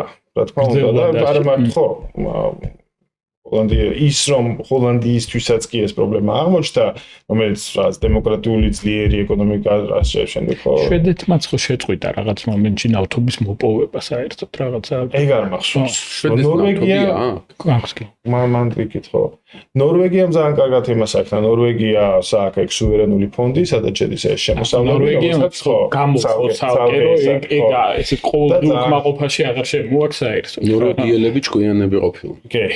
ცილ ქვეყნებში ისა გრადობაზე და გრძელვადიანობაზე ცოტა ის. ხო, ამიტომ კონკურენტული ლარი მნიშვნელოვანია და ნუ ის უნდა ითქვას, რომ ჩვენ დამოკიდებულება ტურიზმზე მაგალითად ძალსახად გულისხმობს იმას, რომ ლარის გამყარება ტურის სექტორისთვის მნიშვნელოვანი ძლიერი ლარი არ იქნება, მაგრამ ეს კარგი. ხო, უგამყარდეს ლარი გაგვირდება ქვეყანა უცხოელისთვის, შენთვის შეიძლება გაიაფთეს იმპორტირებული პროდუქტი, მაგრამ უცხოელისთვის გამო და ეს აუცილებლად ტურისტები ტურისტები არის არაპირდაპირი ექსპორტი. ანუ შენ ჩაუტანი და იქ მიყიდი საქონელს გულს ჩამოვა და ახლა ექსპორტი. კარგია, ბევრი ტურისტები ქვეყანაში. ძალიან დიდი მადლობა, გიორგი. ისეთი საინტერესო იყო. მე რაღაც რომ მოგცა შემდეგზე შენ დასვი მარტო არა ვერ მოვას არ გაჩვენე მე შეიძლება მოგ რაღაცებზე არასრული პასუხები მქონდა მე ერთი 20 შეკითხვა პასუხი გამოგცემ მე ორ რაღაცაზე მინდა გავამახვილო ყურადღება. ერთი ყველაზე მნიშვნელოვანი რომ რამდენად საინტერესო იყო დღევანდელი გადაცემა და მეორე ეკონომიკაზე ბევრი გვაქვს ალაპარაკო. ან ძალიან ბევრი გვაქვს ალაპარაკო რა. და იმდენად მნიშვნელოვანი გვაქვს სათქმელი, რომ მე მგონი ერთ გადაცემაში ვერ ჩავეტევით. დიდი მადლობა და იმედი მაქვს, რომ მალე გიხილავთ კიდევ. სიამოვნებით. მადლობა. ყველამ გამოიწერეთ ჩვენი არხი და მნიშვნელოვანია რომ უყურეთ მას და კიდევ კარგ სიახლეებს და ინფორმაციას მოგაცეთ. და კომენტარები დაწერეთ. კი, კომენტარები კითხვები. ოღონდ არა იმის შესახებ, რომ ვიღაცა ლარს ბეჭდავს სარდაფში. არა, და ეგეც დააწერონ, იმიტომ რომ მაგასაც გავცემთ პასუხს და ყველა მითზე უნდა გავცეთ პასუხი და უმთავრესი ამ პოდკასტის მნიშვნელობა და ღირებულება არის, რომ ზუსტად ესეთი კითხვები თუ არსებობს, მაგაზე უნდა მიიღოს ადამიანმა ადეკვატური პასუხი და ეგეც დაწერეთ. კვალიფიციური პასუხი.